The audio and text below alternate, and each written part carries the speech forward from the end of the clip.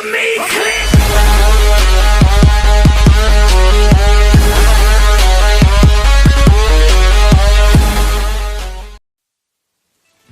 उस मैसेज को पढ़ने के बाद भर बरसात में भी उसका चेहरा सूरज की तरह खिल उठा था। लकी ने इस मैसेज को पढ़कर खत्म किया ही था कि उसके फोन पर बारिश की बूंदें जमा होने लगी थीं। लकी ने थोड़ी देर की खुशी मनाने के बाद याद किया कि वो सच में गरीब नहीं था। असल में उसके परिवार ने उसे एक परीक्षा में डाल रखा था जिसका नाम था गरीबी अभ्यास परीक्षा। इस परीक्षा के तहत लकी को अग्रवाल खानदान में उसके नाम की जमीन और जायदाद पर तभी हक मिलने वाला था जब वो इस परीक्षा को पास कर लेता। अचानक से उसे याद आया कि वो गरीब नहीं था बल्कि गरीब होने की परीक्षा दे रहा था। हालांकि परीक्षा देते देते उसे 8 बरस हो चुके थे, इसलिए उसे एहसास होने लगा था कि वो कभी परीक्षा को पास ही नहीं कर पाएगा और हमेशा हमेशा के लिए गरीब ही रह जाएगा। अच्छा हुआ चली गई, अब मिलना कभी। लकी ने होटल की तीसरी मंजिल की ओर देखा और पानी के अंदर ही अपना पैर पटक दिया। वो डिंपल को कोस रहा था। उसने अपनी मोटरसाइकिल उठाई और फिर से चमन मेडिकल स्टोर जाने के लिए मुड़ने लगा। अगले दिन जब लकी की आंख खुली तो वो सीधा उठा और तैयार होकर शहर के सबसे बड़े बैंक न्यू सिटी बैंक पहुंच गया। न्यू सिटी बैंक न सिर्फ शहर का सबसे बड़ा बैंक था बल्कि वो सबसे अमीर बैंक भी था। वहां पर शहर के सबसे अमीर लोगों के ही पैसे जमा किए जाते थे। लकी वहां पैसे को निकलवाने के लिए जा रहा था। New city bank south Delhi में बसा हुआ था और उसके दरवाजे के बाहर महंगी से महंगी गाड़ी खड़ी थी। भाई, अब इसमें से कौन सी नई गाड़ी लेगा, लकी ने मन ही मन सोचा। उसे यकीन नहीं हो रहा था कि कल तक तो वो एक मोटरसाइकिल तक नहीं खरीद पा रहा था और आज वो एक कार, और वो भी इतनी महंगी कार खरीदने की सोच रहा था। फिर उसने अपनी नजर गाड़ी पर से हटाई और बैंक के अंदर जाने लगा। उसने देखा कि बाहर बहुत भीड़ थी और महंगे से महंगे कपड़े पहने लोग बैंक के अंदर जा रहे थे। कहाँ दवाओं की बदबू और कहाँ ये खुशबू। उसने एक बहुत ही गहरी सांस के अंदर ज्यादा से ज्यादा खुशबू को समेटने की कोशिश करते हुए अपने मन में सोचा, लेकिन अगले ही पल उसके मन में संकोच पैदा हो गया था। रातों रात लकी की किस्मत तो बदल गई थी, लेकिन उसके कपड़े नहीं बदल पाए थे। इतने बड़े बैंक में वो वही कपड़े पहनकर आ गया था जो वो अक्सर अपने काम पर पहनकर जाता था। पैसे लेते ही ना सबसे पहले नए कपड़े खरीदने हैं, लकी ने अपने आप से कहा और फिर बैंक के अंदर दाखिल होने लगा। जैसे ही उसने दरवाजे को धक्का दिया, उसे आवाज आई, आउच! लकी थोड़ा सा हड़बड़ी में दिखाई दे रहा था और इस जल्दबाजी के चक्कर में वो एक लंबे बाल वाली लड़की से जा टकराया था जो कि उसके बगल में ही चल रही थी। माफ करना, मैं आपको देख नहीं पाया, सॉरी। लकी ने तुरंत उससे हाथ जोड़कर माफी मांगते हुए कहा। उस लड़की ने इतने अच्छे कपड़े पहन रखे थे कि उसे देखकर ही लग रहा था कि वो किसी अमीर घराने की लड़की थी, इसलिए सॉरी बोलते वक्त ना चाहते हुए भी लकी के हाथ उसके सामने जुड़ गए थे। लेकिन जब उस लड़की ने लकी के कपड़े और उसके हुलिये को देखा तो उसने अपनी नाक भौं सिकोड़ ली। वो लगभग हर रोज इस बैंक में आया और जाया करती थी, लेकिन उसने आज तक इस बैंक के अंदर लकी जैसे फटीचर आदमी को घुसते हुए नहीं देखा था। उसके बालों में से आंवले के तेल की गंध आ रही थी। उसने गुस्से भरी नजरों से लकी की ओर देखा और बोली, क्यों नहीं देख पाए? मैं क्या ट्रांसपेरेंट हूं? तुम्हें इतनी बड़ी लड़की दिखाई नहीं देती? इससे पहले कि बात आगे बढ़ती, उस लड़की ने देखा कि इस बैंक की मैनेजर यास्मीन पटेल उन दोनों की ओर बढ़ी चली आ रही है। उसने भी लकी को देखकर वैसी ही शक्ल बनाई थी जैसी शक्ल उस लंबी लड़की ने बनाई थी। I am so sorry miss, आपको कहीं लगी तो नहीं? यास्मीन ने उस लड़की से पूछा और फिर घिन्न भरी नजरों से लकी की ओर देखने लगी। लकी तमतमाती आंखों से उन दोनों को देखा जा रहा था। वो जानता था कि उसने इतनी जोर से भी दरवाजा नहीं खोला कि उसे चोट लग जाए, लेकिन असल में उसे यह मालूम नहीं था कि वो लोग उसे नहीं बल्कि उसके कपड़े को देख रहे थे। यास्मीन ने लकी को ऊपर से नीचे तक देखा और ना जाने उसके मन में क्यों शक पैदा हो गया। क्या आप मुझे बता सकते हैं कि आप यहाँ पर किस काम से आए हैं? यास्मीन ने बड़ी मुश्किल से अपने चेहरे पर एक मुस्कान लाते हुए कहा। वो उसका हुलिया देखकर ही समझ गई थी कि वो यहाँ का कस्टमर तो नहीं था। लकी ने अपने आप को संभाला और कहा, हाँ, वो मैं अपना पैसा निकलवाने के लिए आया था। पैसे निकलवाने के लिए आए हो? यास्मीन ने लकी की बात को ही दोहराते हुए कहा।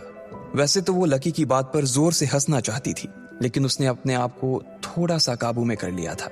लकी की बात सुनकर उसे लग रहा था कि वो कोई पागल था जो यहाँ जबरदस्ती घुसा चला आ रहा था। हाँ, तो क्या आपके पास कार्ड है? यास्मीन ने उससे आगे पूछा। न्यू सिटी बैंक का कार्ड हासिल करना एक बहुत ही मुश्किल भरा काम था। अगर किसी को भी उस बैंक का कार्ड लेना था तो सबसे पहले उस आदमी को अपने खाते में कम से कम 5 लाख रुपए जमा करवा कर रखने पड़ते थे, तब जाकर उसे कहीं कार्ड मिलता था। लेकिन लकी तो पहली बार ही यहां आ रहा था, इसलिए उसके पास कार्ड होने की कोई संभावना ही नहीं थी। लकी जब यास्मीन के सवाल का जवाब नहीं दे पाया तो यास्मीन ने फिर उससे पूछा, मैं पूछ रही हूं कि आपके पास कार्ड है? वो समझ गई थी कि लकी पागल ही था, जो कहीं से भागकर सीधा उनके बैंक में आ गया था। कार्ड नहीं मेरे पास। लकी ने उसके सवाल का जवाब दिया और वो फिर इधर उधर देखने लगा। जैसे ही उस लंबे बालों वाली लड़की ने लकी का जवाब सुना तो वो खिलखिलाकर हंस पड़ी।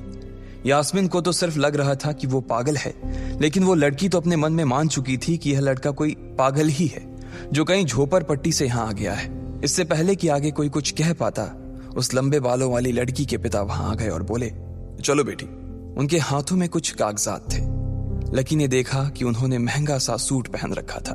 उस लड़की ने यास्मीन के दोनों हाथों को पकड़ा और बोली, यास्मीन देखो, अगर इस तरह के सड़क छाप लोग तुम्हारे बैंक में ऐसे ही घुसते चले आए ना और बाकी कस्टमर्स को परेशान करने लगे तो तुम्हारे बैंक की इमेज और उसके शेयर्स दोनों को काफी नुकसान होगा। एक मैनेजर होने के नाते तुम्हें इन सब चीजों का ध्यान रखना चाहिए। मुझे उम्मीद है कि आगे मेरे साथ ऐसा कुछ नहीं होगा। उस लड़की ने कहा और अपने पिता के साथ बैंक के बाहर चली गई। अपना ध्यान रखना कोयल मैडम, मैनेजर ने उसकी गाड़ी तक छोड़ने के लिए आते हुए कहा। आज तो वो बाल बाल बच गई थी। कोयल और उसके पिता इस बैंक के सबसे पुराने और सबसे वफादार कस्टमर्स थे। अगर आज यास्मीन उन्हें नाराज कर देती और वो उसके बैंक से अपना खाता बंद करवा देते तो शायद यास्मीन की नौकरी तक जा सकती थी। और यह सब हो रहा था उस पागल लकी की वजह से। इसे जल्द से जल्द यहां से भगाना पड़ेगा, यास्मीन ने अपने आप से कहा और फिर बैंक के अंदर आने लगी। यास्मीन उसे अपने बैंक से बाहर निकालने के तरीके के बारे में सोच रही थी, मगर जैसे ही वो बैंक में दाखिल हुई उसने देखा कि लकी वहां था ही नहीं। अरे अब ये कहां चला गया? उसने अपने आप से पूछा। वो इधर उधर देखने लगी, लेकिन लकी वहां भी नहीं था। यास्मीन को अच्छे से पता था कि वो उसके सामने तो बाहर नहीं निकला था। इसका मतलब था कि वो बैंक के अंदर ही था, लेकिन यास्मीन उसे ढूंढ नहीं पा रही थी। कुछ देर तक बैंक के सारे कोनों को देख लेने के बाद यास्मीन को लगा कि शायद लकी यहां बहुत ही असहज महसूस कर रहा होगा, और जब वो कोयल को दरवाजे पर छोड़ने के लिए आई तब उसके पीछे पीछे वो भी निकल गया होगा। चलो जान बची, यास्मीन ने अपने आप से कहा और अपने केबिन में आकर बैठ गई। जैसे ही उसने आज के दिन की पहली फाइल उठाई थी उसे किसी एक की झलक दिखी। ये कोई और नहीं बल्कि लकी ही था। अरे ये कहां छिपा हुआ था? यास्मीन ने अपने आप से ही कहा और तुरंत फाइल को टेबल पर रखकर वो ऑफिस के बाहर आ गई। उसने देखा कि लकी बैंक के VIP लॉन्ज के बाहर खड़ा था और उसके खंबे की आड़ की वजह से वो यास्मीन की नजर से बाहर हो गया था। अब यास्मीन को तो वो मिल गया था, लेकिन उसके लिए उससे भी बड़ी एक और मुसीबत खड़ी हो गई थी। लकी जिस कमरे के बाहर अभी खड़ा था उस कमरे के अंदर शहर के सभी रईस लोगों का उठना बैठना था। बैंक के सिलसिले में या फिर किसी दूसरे काम के सिलसिले में वो सभी लोग यहीं आकर बात किया करते थे। उस कमरे के अंदर जो लोग बैठे थे उन सबके करोड़ों रुपए इस बैंक के खाते में जमा थे। अब अगर ऐसे में लकी वहां घुस जाता तो सब लोग मिलकर यास्मीन की गर्दन पर चढ़ जाते। रुको, जहां हो वहीं खड़े रहो, यास्मीन जोर से और साथ ही गुस्से से चिल्लाई। बाकी के लोग जो वहां खड़े थे वो यास्मीन की ये चीख सुनकर डर गए थे। कुछ लोगों को उसकी इतनी जोर से आवाज करने की वजह से गुस्सा भी आ गया था और यास्मीन सबसे मुस्कुराते हुए माफी मांगकर आगे बढ़ती जा रही थी। वो लकी को किसी भी तरह से उस कमरे में जाने से रोकना चाहती थी, लेकिन उससे पहले ही वो उस कमरे के अंदर दाखिल हो चुका था। अरे यार, ये आदमी है या गधा? यास्मीन ने अपना ही सिर पीटते हुए कहा और वो भी उस कमरे के दरवाजे की ओर बढ़ने लगी। उसने उस कमरे का दरवाजा खोलने की कोशिश की, लेकिन वो अंदर से लॉक हो गया था। बाप रे, ये कैसा आदमी है? बिना परमिशन के अंदर घुसा तो घुसा, लेकिन दरवाजा भी अंदर से बंद कर लिया। अब यास्मीन की सांसें फूलती जा रही थी। उसे बहुत डर लग रहा था। उसका जी यह सोचकर घबराए जा रहा था कि ना जाने अंदर लकी और उस रिलेशन मैनेजर के बीच क्या हो रहा होगा। इधर जैसे ही लकी कमरे में दाखिल हुआ, वहां का कस्टमर रिलेशन मैनेजर जो कि सोफे पर फैला हुआ था, वो उसे देखते ही अचानक सीधा बैठ गया। हेलो सर, कैसे हैं आप? उसके मुंह से बिना लकी को देखते हुए ये शब्द निकले। उसे याद था कि इस कमरे में कुछ खास लोग ही आते थे और जो भी आते थे यास्मीन उनके आने की खबर उसे पहले ही दे देती थी, लेकिन इस वक्त जो आदमी उसके सामने खड़ा था, उसे देखते ही वो अपनी जगह पर जम गया था। ना तो वो कहीं से भी वीआईपी लग रहा था और ना ही वो उसका कोई रिश्तेदार था। कौन हो भाई तुम? क्या चाहिए तुम्हें? उस मैनेजर ने 20 साल के जवान लड़के को देखते हुए कहा। मैं यहां अपना पैसा लेने आया हूं। लकी ने सीधे मुद्दे की बात को मैनेजर के सामने रखते हुए कहा। तुम्हारे पास हमारा सुप्रीम कार्ड है? मैनेजर ने उससे ऊपर से नीचे तक देखा और पूछा। नहीं नहीं, मेरे पास कोई कार्ड नहीं है, लकी ने कहा।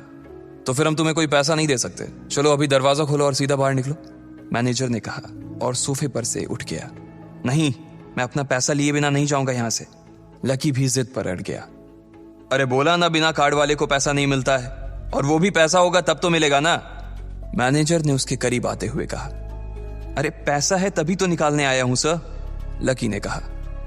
देख, फालतू की बहस मत कर सुबह सुबह, वरना मैं सिक्योरिटी को बुला लूंगा तो वो लोग मार मार कर बाहर निकालेंगे तुझे। लकी यह सुनकर घबरा गया था। मैनेजर के चेहरे का गुस्सा उसे साफ नजर आ रहा था, लेकिन ऐसा भी नहीं था कि वो झूठ बोल रहा था। भले ही उसके पास कार्ड नहीं था, लेकिन इसका मतलब ये नहीं था कि वो अग्रवाल खानदान का लड़का नहीं था। जैसे जैसे मैनेजर उसकी ओर बढ़ता चला जा रहा था, लकी का डर भी बढ़ता जा रहा था। मैनेजर को लग रहा था कि वो कोई संकी था और वो उसे धक्का मारकर बाहर निकालने के लिए आगे बढ़ ही रहा था कि अचानक घबराए हुए लकी के दिमाग में एक आइडिया आया। फिंगरप्रिंट! उसने अपना अंगूठा कमरे में मौजूद उस मैनेजर के सामने उठाते हुए कहा। फिंगरप्रिंट? कौन सा फिंगरप्रिंट? मैनेजर ने चौंकते हुए पूछा। अरे अरे, आपने कहा ना कि आपको कार्ड चाहिए, पर मेरे पास कार्ड नहीं है, फिंगरप्रिंट है, और मुझे मालूम है कि आपके यहाँ फिंगरप्रिंट से भी पैसे निकलते हैं। यह कहते ही लकी ने एक राहत की सांस ली थी, लेकिन मैनेजर को यह समझ नहीं आ रहा था कि आखिर लकी को फिंगरप्रिंट की जानकारी मिली कैसे। तुम फिंगरप्रिंट यूज करना चाहते हो? मैनेजर ने लकी को घूरते हुए पूछा। लकी की शक्ल और उसका हुलिया मैनेजर के लिए उसकी बातों से मेल नहीं खा रहा था। हाँ, मैं फिंगरप्रिंट यूज करना चाहता हूं सर, लकी ने सीना चौड़ा करते हुए कहा। उसे इस तरह देख तो मैनेजर और भी कंफ्यूज हो गया था। मैनेजर ने सोचा कि उसे एक चांस देना चाहिए, इसलिए उसने लकी को फिंगरप्रिंट इस्तेमाल करने की इजाजत दे दी थी।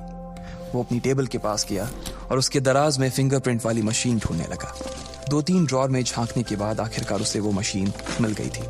चुपचाप यहां पर अपना अंगूठा लगाओ, मैनेजर ने मशीन को आगे बढ़ाते हुए लकी से कहा। लकी ने अपनी फटी हुई पैंट के पिछले हिस्से में अपना अंगूठा पोंछा और फिर उस मशीन पर लगा दिया। 2 सेकंड बाद मशीन में से एक आवाज आने लगी। उसके अंदर एक लाल बत्ती चल रही थी और वो जोर जोर से बीप कर रही थी। देखा, तुम्हारा फिंगरप्रिंट मैच नहीं कर रहा है। मैंने पहले ही बोला था कि कोई खाता नहीं है इस बैंक में तुम्हारा। मैनेजर ने लकी को ऐसे देखा जैसे वो कोई बड़ा अपराधी था। मैनेजर उसकी पैंट की ओर देखने लगा। उसे लग रहा था कि लकी ने अपनी जेब में कोई हथियार छुपा रखा था और वो मैनेजर को बेवकूफ बना रहा था। इससे पहले कि लकी अपनी जेब से कोई बंदूक या बम निकालता, मैनेजर ने अपना फोन निकाला और पुलिस का नंबर लगाने लगा। लकी ने उसकी स्क्रीन पर देख लिया था कि वो 100 नंबर पर फोन लगा रहा था। लकी बुरी तरह से घबरा गया था। वो बहुत ही उत्साह और जोश में अंदर तक तो चला गया था, लेकिन उसे मालूम नहीं था कि वो इतनी बड़ी मुसीबत में फंसने वाला है। अब आगे क्या होने वाला था? क्या लकी उसे पुलिस को बुलाने से रोक पाता? कहीं उसे कोई फेक मैसेज तो नहीं आया था? लकी कैसे इन मुसीबत से बाहर निकलेगा? इन सब सवालों के जवाब अगर आप जानते हैं तो प्लीज कमेंट बॉक्स में कमेंट करके हमें भी बताएं, और आगे की कहानी जानने के लिए हमारे साथ सुनते रहें लखपति, सिर्फ पॉकेट FM पर।